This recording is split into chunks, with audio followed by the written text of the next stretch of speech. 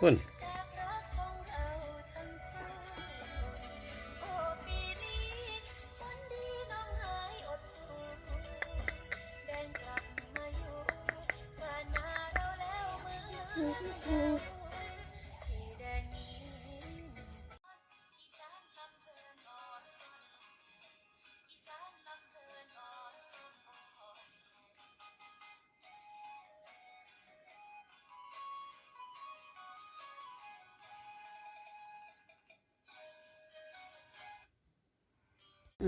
ลมกันเลิศ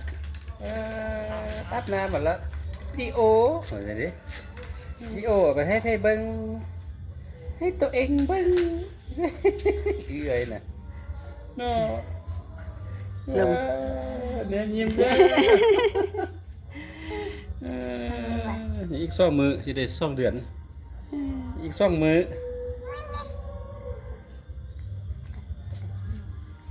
ฮอนแล้วก็นี่นะ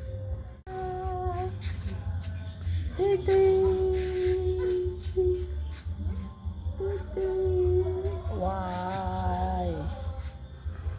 นี่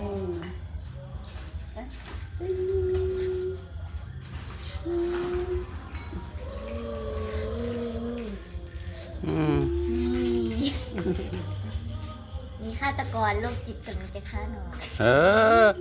ฆาตกรโรคจิตบอกไป นี่ลูกนี่เรื่องนอน พอแล้วบ้านเนี่ยกินข้าวแรงละมืดแล้วเด้อย่าบ้านสมาชิกกับพุ่นจากมาจากแมวมา4 ตัว ประตู แมว3 ตัว หยุด 4 ตัวกับตัวนี้แมวอย่าลื่นกัน ตัวนี้ลูก